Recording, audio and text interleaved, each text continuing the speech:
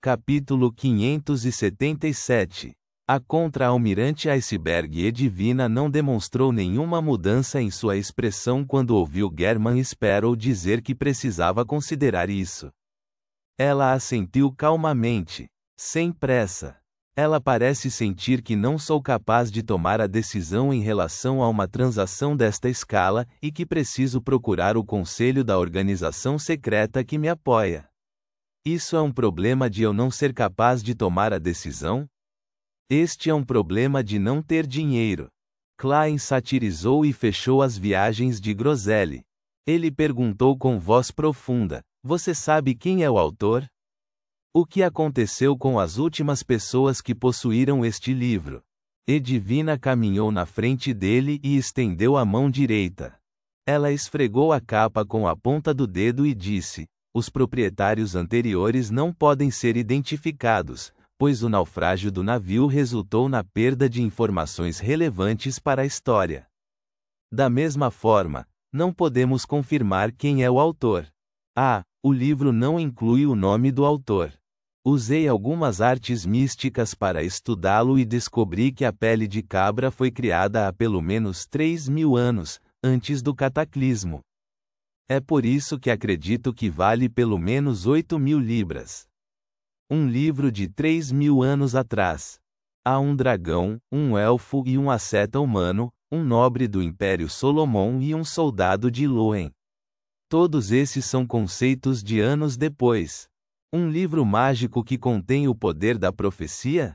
Ou alguém usou especialmente uma pele de cabra antiga para escrevê-lo? Mas não faz sentido fazer isso. É puramente uma farsa? Klein curvou deliberadamente os cantos da boca sem qualquer intenção de sorrir. O nome do gigante é Groselli. O autor poderia ser Roselli? Não, o nome de Roselli originou-se de uma palavra raiz em Iotan. Quando o antigo Feisak evoluiu para Intis, houve uma segunda mudança, fazendo com que tivesse um significado diferente. Edwina explicou detalhadamente a origem do nome de Roselli. Isso deixou Klein atordoado ao se sentir como se estivesse de volta à escola. Ele assentiu gentilmente e disse em um tom imperturbável: "Se for uma obra antiga, estou muito curioso para saber por que um dragão de gelo seria nomeado Rei do Norte. A que sequência e caminho corresponde?" Edwina ergueu o olhar das viagens de Groselli e olhou para Klein. Antes do aparecimento da primeira ardósia da blasfêmia, não havia conceito de sequências e caminhos. Além disso, muitas criaturas não respeitavam tais acordos. Naquela época, o caos e o vício eram a atitude básica para tudo. Alguns dragões podem reunir muitas características de Beyonder relacionadas ao gelo, assim como o gelo de uma demônia, o gelo de um zumbi e o gelo de um feiticeiro do clima. Como tal, possuiria uma força bastante poderosa e um nível relativamente alto. É claro que tal fusão certamente levaria à morte e à perda de controle. Isso significa que, se não morrer, definitivamente perderá o controle e se tornará um monstro. No entanto, um dragão é um monstro por si só. Se existem muitos produtos similares desse tipo vindos de dragões, gigantes e elfos, então pode ser entendido por que a segunda época é conhecida como a Época Negra. Klein ponderou por um momento e perguntou como se estivesse falando sozinho. Isso resulta no desperdício das características do Beyonder. Edwina olhou para ele por alguns segundos. O imperador Roselli disse uma vez o seguinte: "Tudo o que separa definitivamente convergirá, e tudo o que converge definitivamente separará."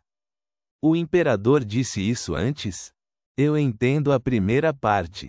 Essa é outra forma de dizer a lei da convergência das características do Beyonder. Mas o que significa a segunda parte? Após a convergência acontecer até certo ponto, ela tenderia a se separar e dissociar. Quando alguém não pertence a um caminho específico, a mistura convergente extremamente caótica causará uma dissociação. Quanto mais caótico for, maior será a repulsa entre as características. Tais palavras provavelmente não serão ditas a ninguém. Definitivamente não é algo que está espalhado em público.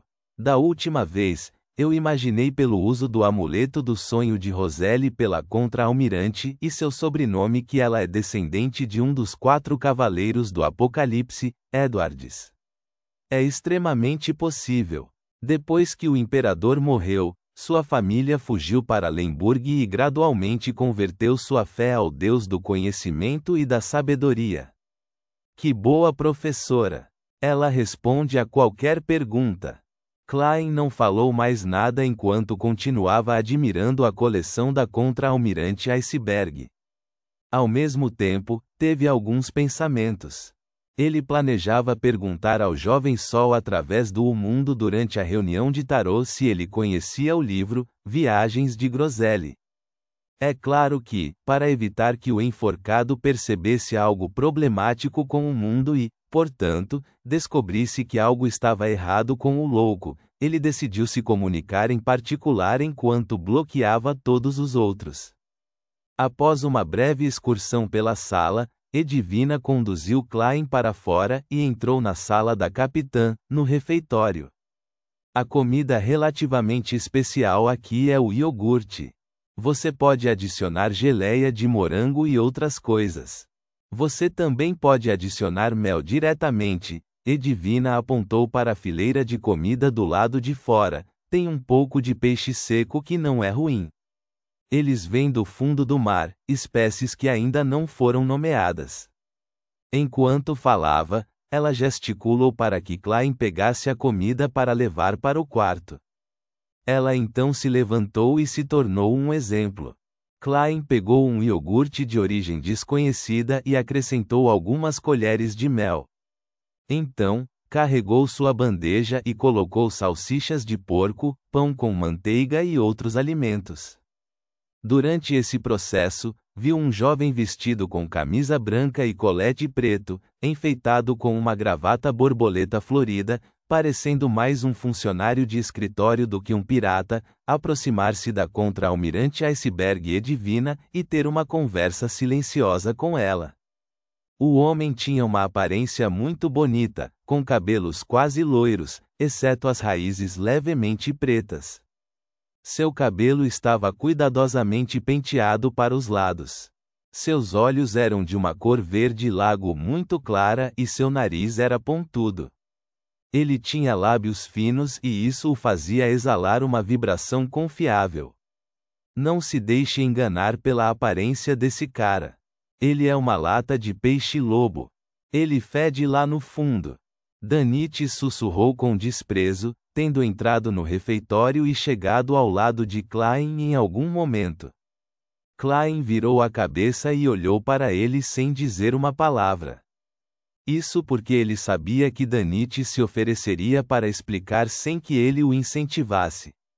Sem esperar que Danites falasse, um homem com a cintura inchada ao lado dele disse com uma voz áspera e cortante: "Ele é o terceiro imediato, Jodson." Ele se chamava Casnova e era pirata de meio período, dizendo que roubaria o coração de nossa capitã, mas acabou levando uma surra. Ele acabou ficando para estudar. Merda. Resumindo, ele é um ovo estragado. Danites enfatizou. Ele é um ovo ruim. Outro pirata com pele preta como ferro Ecool.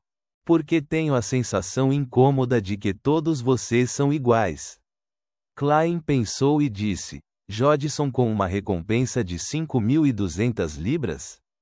Sequência 6. Como esperado da reação padrão de German Sparrow. Danites olhou para o lado enquanto uma sensação persistente de medo estava escondida em seu desprezo. Ele não é tão forte, mas é muito estranho.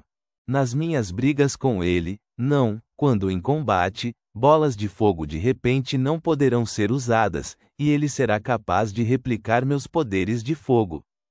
Uma descrição muito familiar. Klein inconscientemente olhou para Jodson. Depois de pensar cuidadosamente, ele recordou a familiaridade.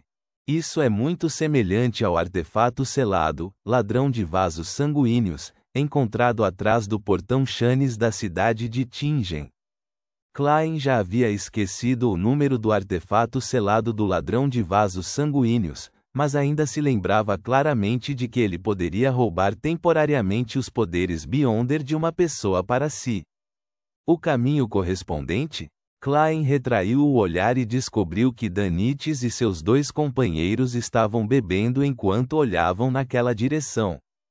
Pensando em como Danites divulgou seu sacrifício a Calvitoa, Klein pegou um copo de cerveja e levou a bandeja de comida para a sala de jantar do capitão. Ele disse indiferentemente: "Todos vocês gostam dela, certo? PFFT, PFFT, PFFT." Atrás de Klein, ouviu-se o som de álcool sendo vomitado ao mesmo tempo. Ele viu Danites pular para trás pelo canto do olho, olhando para ele horrorizado antes de virar a cabeça aliviado para avaliar seus companheiros. Eles inconscientemente abriram uma lacuna entre eles enquanto o olhar deles se tornava complicado. Pareciam ter a fúria de serem enganados. Klein não parou. Voltou para a sala de jantar da capitã e tomou o café da manhã. Depois de um tempo, Edvina trouxe de volta uma bandeja de comida. Ela bebeu um gole de leite e fez uma pausa antes de dizer: "Danites me mostrou o ritual de convocação do sua mensageira. Menciona que uma moeda de ouro é um componente necessário. Estou um tanto perplexa.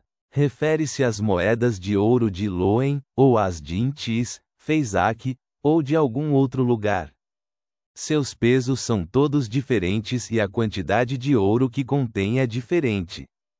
Klein pensou por um momento antes de dizer: "Moeda de ouro de Loen. Esta também é a moeda de ouro que mais vale. Não é como se eu mesmo precisasse pagar por ela." Klein acrescentou interiormente. Edvina assentiu. "O pagamento também precisa ser feito ao receber uma resposta?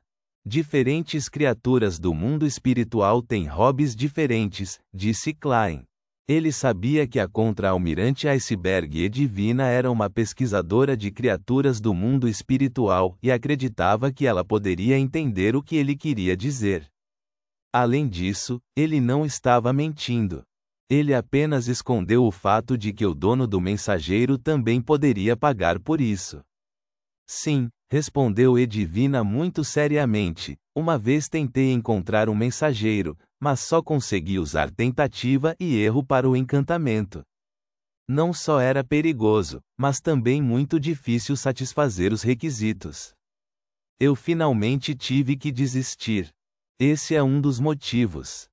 A outra razão é que simular o poder dos mortos-vivos não é suficiente para assinar o contrato.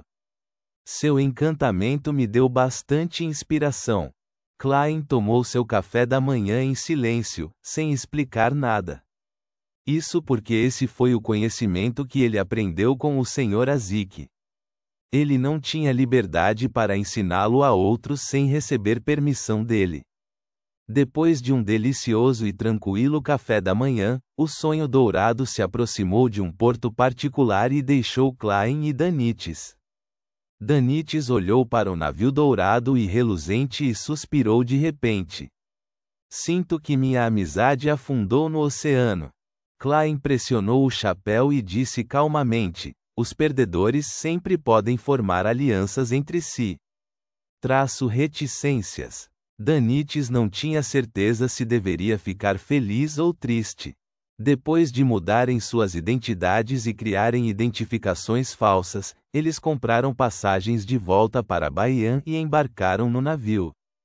Klein finalmente conseguiu um espaço privado para si. Ele entrou no banheiro e passou por cima da névoa cinzenta e começou a examinar as orações dos crentes. Desta vez, a primeira coisa que apareceu diante dele foi o membro careca da resistência, Kalate. "Honorável Deus, descobrimos o paradeiro da ruiva Helene. Ela está atualmente escondida na embaixada de Intis. Isso foi confirmado por uma serva e um jardineiro. Ponto.